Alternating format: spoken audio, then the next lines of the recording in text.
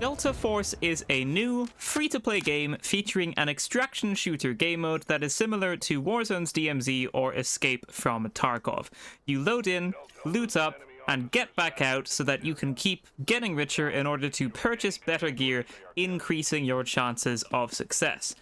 Now, I will clarify that I am very much enjoying the game, but it does have some few issues that I think need to be talked about just a little bit more. The first is the time to kill.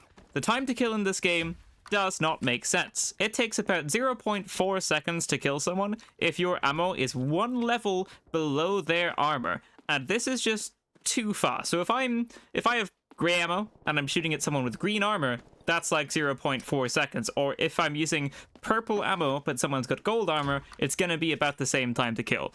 You can't react in time, and you can't use any abilities in time, and you can't get to cover in time. It just doesn't feel very good to spend about 20 minutes in a match looting up and fighting other people and bosses, only to get taken out in less than a second, regardless of your gear. In Tarkov, if you're shooting at someone that has armor, which has a higher penetration resistance than your ammo, it takes a lot of bullets to eliminate that person, and sometimes it will even take a few mags. This makes gear valuable, and having high tier gear is very sought after. If you kill someone that has high tier loot, it's a very good feeling because now that gear is yours and you can use it to have a significant advantage over other people.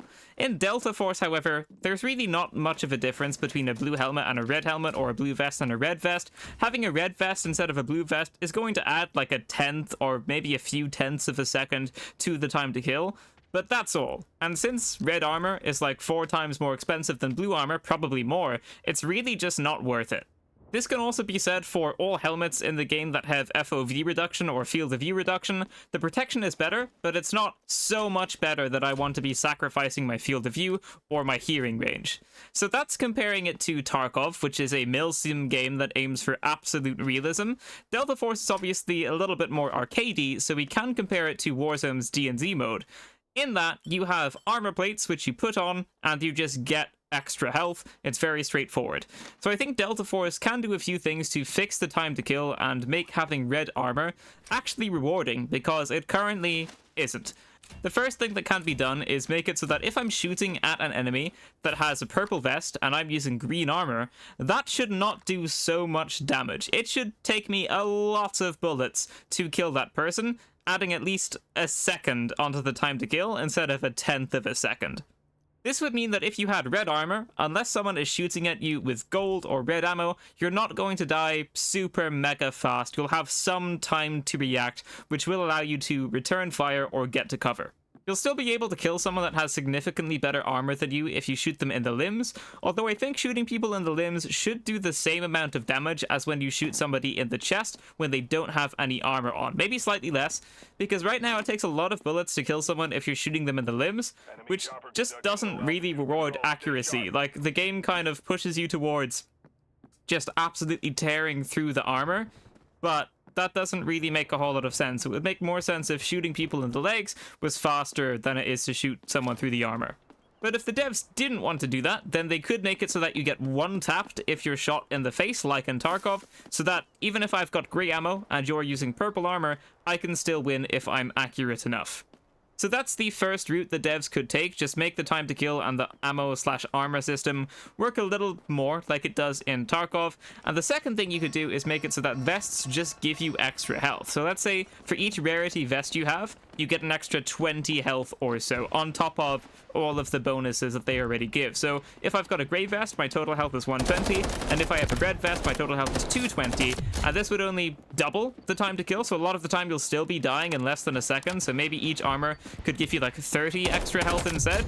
But this idea would be leaning into the more arcadey aspects of the game, while the previous suggestion was to be more like Tarkov, which would obviously feed into the more realistic aspects of the game. And it can do either. I don't really mind which route is chosen, but I think it definitely is pretty obvious that the time to kill is way too fast for an extraction shooter, and spending a ton of money on high tier armor is just not rewarding at all, and you're not getting enough bang for your buck.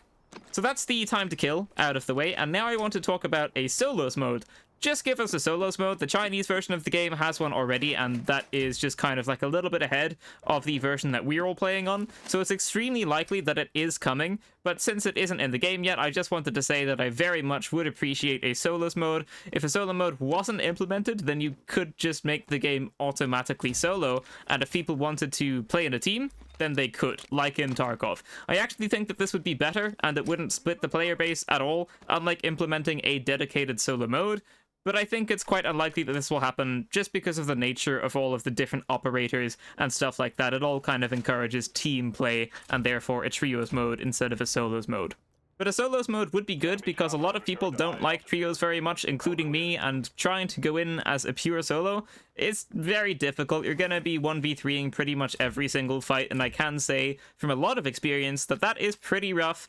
Generally, you can get the jump on someone to take one person out, and then you just have to try and win a 2v1 while preventing the enemy team from reviving the person that you just downed, so it's difficult to play solo. The previous, let's say, bad things about the game were kind of just the general consensus as far as I'm aware, but I haven't seen so much talk about this next point, which is that I don't think smokes should be locked to being on operators. I want to be able to use smoke grenades, and I want to be able to use frag grenades on any operator. There are a lot of times when you're running out in the open and there's no cover and someone starts shooting you, so you hide behind the tree and you're just a sitting duck while the enemies push you, unless you're someone that has smoke grenades on allowing you to escape. But if there's like no cover whatsoever, you're just dead, and if you're next to a tree, I mean, you're going to be low from the initial shots and you're not going to be able to run away, so you're going to die. It's just going to take a little bit longer because the enemies are going to have to push you. Now, I know that the game is trios, so you're supposed to have someone on your team that can smoke for you so that you can get away, but if a solos mode is coming, which it probably is, then I want to be able to purchase smoke grenades and bring them in with me, and frag grenades too. And if you think about it, this makes sense. Stinger's ultimate allows him to heal himself, and it gives you a temporary painkiller effect. You can still buy painkillers and heals, but it's just easier to use Stinger's ability in the heat of the battle. So I don't see why the same thing can't be done for frags and smokes, allowing us to purchase them, but maybe make it so that they're easier to use with the operator abilities, which would kind of be done automatically because you don't have to purchase them if you're playing an operator that has them. I also really want to see tripwires and claymores. Right now, the only operator that has any form of trap is Shepard, but again, since he doesn't have access to smokes and since the time to kill is so high, if you're flanked by anyone when you're trying to travel between locations, you're just dead. So I'd like to be able to play Stinger and then also set up claymores or tripwires and stuff like that. And Tarkov, or play Shepard and be able to smoke. And Tarkov has tripwires, and those were very fun, so I'd very much like to see those in this game as well. The devs did also say the game wouldn't have any pay to win, and then in the battle pass, which you can pay for, you do get crates which give you currency, weapons, and ammo, so it is a little bit pay to win, and that's just not great. There is also a limit on the weekly battle pass XP too, and I think that that should be removed. So right now, if I play for like a day, and I get a certain amount of XP, and then I play the next day, I can't go over the certain amount of XP that I got the previous day for that whole week. There's like a weekly cap to how much XP that you can earn, and I don't think that that's great. Let people grind when they can. If people are unlocking stuff too quickly, then just reduce the amount of XP that people are getting. Let us pick the server we're on. I want to know what server I'm playing on, if it's EU or NA, because I can play on either one. So if it's 2 p.m, I'll play on EU because that's when everyone's online in that time zone. And if it's 3 a.m, then I'll play on NA because that's when everyone is online there. I also want to pick my server so that I know how much ping I have, and so that if I use the in-game LFG, I'll be able to see what server the people are on. So if they're on Japanese servers, which is far away, then I'm not going to want to play that match because it will be super laggy for me. So being able to pick servers would just be a nice quality of life feature that would make a lot of sense. I'd like to talk about the maps. I think they're too open. There's not enough cover when traveling between POIs, and I think there aren't enough ways around buildings or places to flank from. I just played on Brackesh for the first time. That's probably what you're going to be seeing in the background of this video. And I think that was much better than Zero Dam, Alley Grove, or Space City. But in the future, for other maps, I'd very much like to see more entries and exits to buildings, because a lot of the time, you have to travel pretty far, which takes quite a while to try and flank someone, which just isn't great for this type of game. Last issue was cheaters. I've ran into a few cheaters, but I've played the game quite a lot, so I think that's fair enough. The devs are banning a lot of people, and one time I got killed by a cheater and reported them, and then in the same match, they got banned. A teammate rescued me, and I was able to get all of the cheater stuff, which was pretty funny. So I think they're banning people, and I'm sure they're always looking to upgrade the anti-cheat. But I think if we're killed by someone that is later confirmed to be a cheater, we should get all of our stuff back from that game, like some type of cheater compensation gear.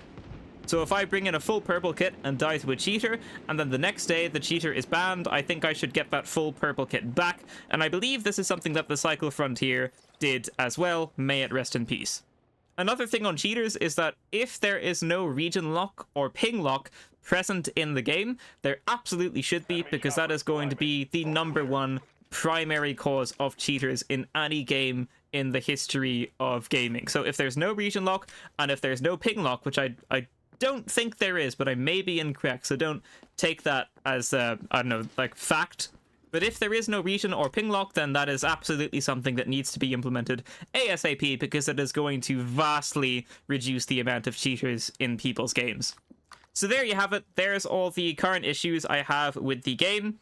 And aside from that, I'm enjoying it. It's crazy how much I prefer this to Tarkov. Unfortunately, Warzone DMZ was given up on. It literally hasn't received an update in a year or something like that. Hunt Showdown is super complicated. So right now, there's just not a whole lot of competition in this genre. So this is doing a really, really good job at kind of being the balance between Tarkov and DMZ, and kind of pulling audiences from each of the games. So it's doing a great job, and I think it's quite fun right now.